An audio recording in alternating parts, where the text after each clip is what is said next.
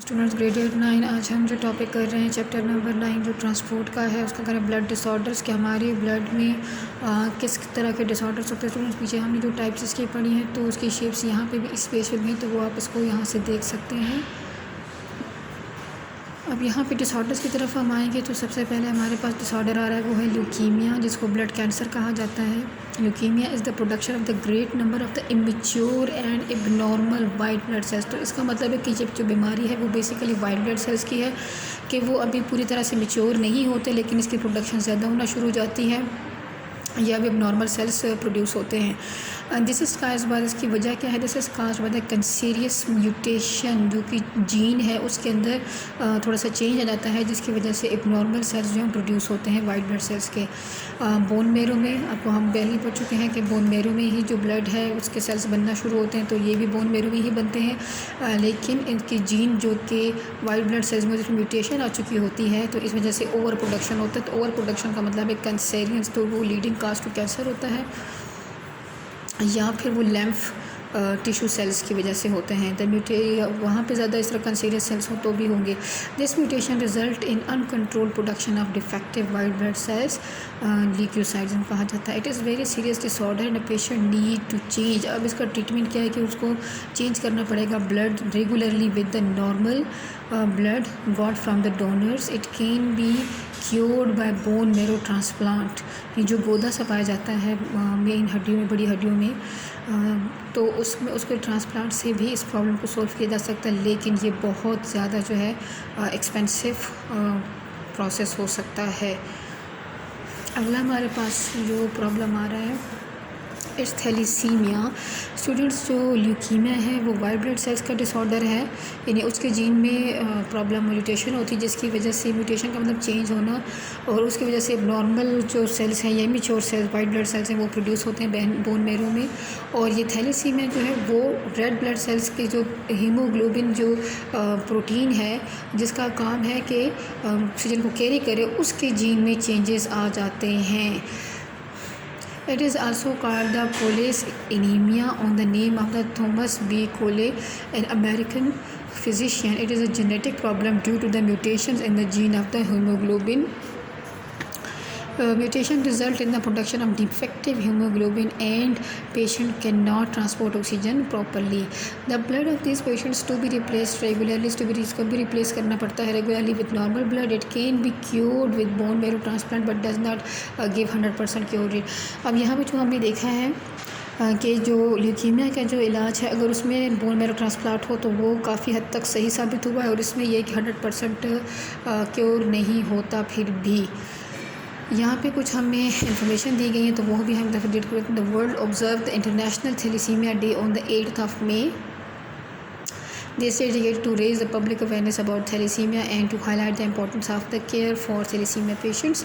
Or there are about 60 to 80 million people in the world who carry thalassemia.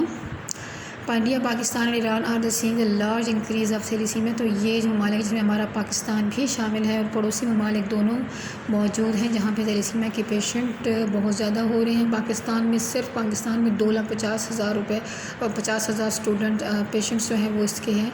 The patient requires blood transfusion for life time. तो ये जो blood transfusion वो life time है। इसका दूसरा जो तरीका है बोन मेरो का ट्रांसप्लांट, तो जैसे कि मैंने बताया कि इट्स वेरी एक्सपेंसिव और आपको डोनर भी अपना देखना पड़ता है, तो उससे सारी मैच करना पड़ता है टिश्यूज़ का उसका, तो वो सम टाइम बहुत डिफ़िकल्ट प्रोसेस भी होता है।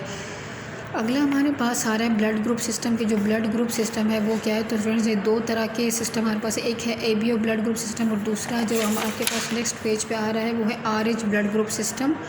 तो अभी हम ABO ब्लड ग्रुप सिस्टम को देखें।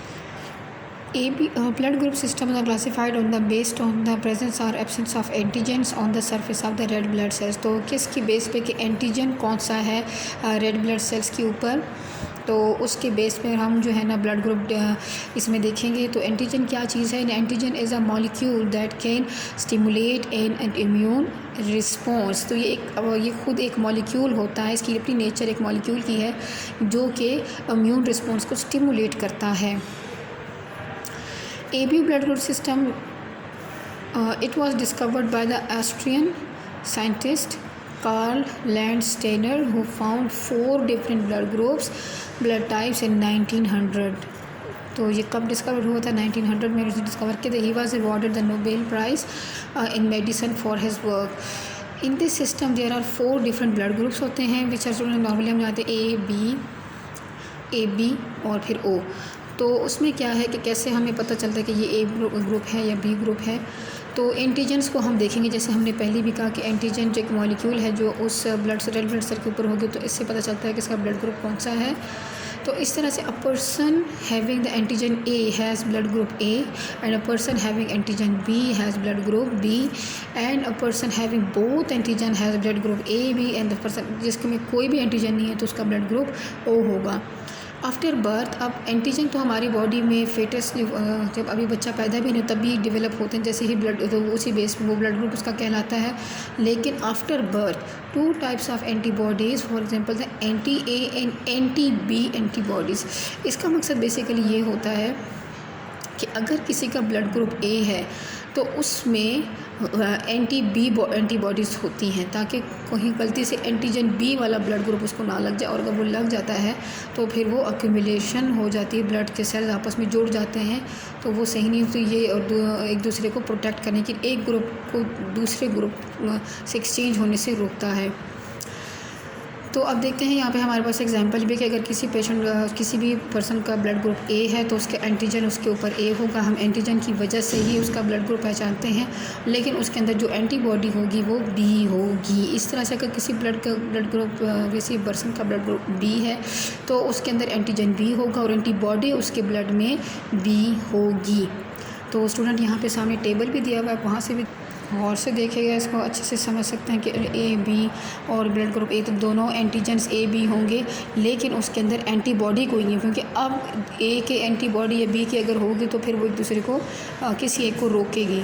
लेकिन जिसके ब्लड ग्रुप में ओ होता है, यानी कि कोई एंटीबॉडी उसके ब्लड ग्रुप में नहीं होती, तो एंटी ए और एंटी बी दोनों कि गलती से भी उसको ब्लड ग्रुप ए ना लगे या गलती से भी उसको ब्लड ग्रुप बी ना लगे।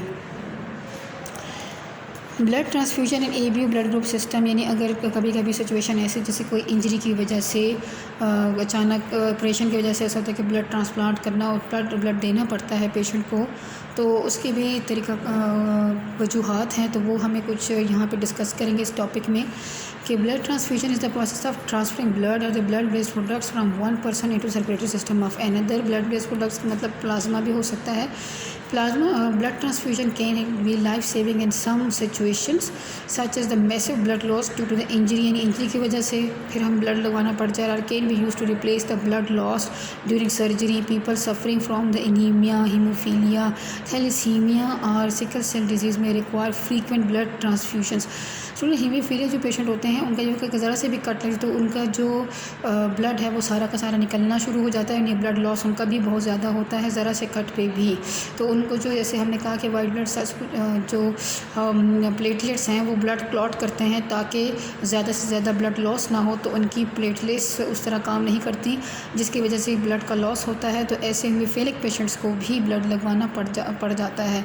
Transfusion of blood is done after confirming that no agglutination student इसे कहते हैं clumping of cells result in the blood of recipient, कि जो डोनर से रिसिपिएंट में ब्लड जाएगा तो उसकी वजह से सेल्स जो हैं वो आपस में जुड़ेंगे नहीं, अगर जुड़ जाएंगे तो फिर वो सही से आगे से मूव नहीं कर सकते, खासकर ब्लड कैपिलरीज में फिर उनका मूवमेंट नामुमकिन हो जाएगी। फैकल्टेशन occur the clump cells can not pass through the capillaries student से आप देखते हैं कि ये जो ब्लड वेसल्स हैं ये इंतहाई बारीक ब्लड वेसल्स होते हैं, और अगर इसमें सेल्स एक दूसरे के साथ जुड़े रहेंगे तो इसमें ट्रेवल नहीं कर सकते, और ब्लड कैपिलरीज ही वो वाहिद साइट्स होती हैं जहाँ पे ट्रांसपोर्ट या जो गैसेस एक्सचेंज है वो पॉसिबल होता है, और अगर यही जा ना सके तो गैसेस एक्सचेंज या फूड का जो ट्रांसपोर्ट है यानी जो हमें एनर्जी चाहिए वो पॉसिबल नहीं है। For the confirmation of the non agglutination blood samples of donor and recipient are cross match, तो इसको कंफर्म करने के लिए कि इनका ब्लड एक दूसरे के साथ क्लम्प नहीं करेगा, एग्लूटिनेट नहीं करेगा, तो फिर दोनों का क्रॉस मैच किया जाता है। Antibodies of the recipient blood में बी डिस्ट्रॉय द करस्पॉन्डिंग, अगर ना हो तो वो एंटीबॉडी जो होंगे वो दूसरे के एंटीजन को डिस्ट्रॉय कर देंगे। जैसे अगर एक पेशेंट के अंदर एंटीजन बी मौजूद है जिसका ब्लड ग्रुप बी है, तो और दूसरा पेशेंट जिसका ब्लड ग्रुप ए था और उसका एंटीजन ए था, तो ये एक दूसरे को डिस्ट्रॉय कर सकते। तो ये दोनों, अगर डोनर रेसिपिएंट दोनों का एक जैसा ही ब्लड ग्रुप होना चाहिए, इनकी हर चीज़ मैच करा दी जाती है। इसके हवाले से एक पॉइंट और है कि O blood group individuals are called the universal donors, के ओ ब्लड ग्रुप्स जो हैं वो सबको दे सकते हैं blood, but they can donate blood to the recipient of every other blood group। A B blood group individuals are called universal recipient. A B जो है वो हर एक से ब्लड ले सकते हैं, लेकिन जो ओ ग्रुप है वो हर एक को दे तो सकते हैं, इसको यूनिवर्सल डोनर कहा जाता है। और ए बी को यूनिवर्सल रिसिपिएंट कहा जाता है। ए वाला हो, बी वाला हो या ओ वाला, कोई भी पेशेंट है वो रिसिपिएंट है, डोनर है, वो उनको दे सकता है, because they can receive transfusion from the donors of every other blood group. तो स्टूडेंट यहाँ पे एक टेबल से दिया हुआ है। इंशाल्लाह कल हम नेक्स्ट टॉपिक लेके चलेंगे ऑरेंज ब्लड ग्रुप सिस्टम को। अपना बहुत ख्याल रखिएगा। अल्लाह हाफिज़।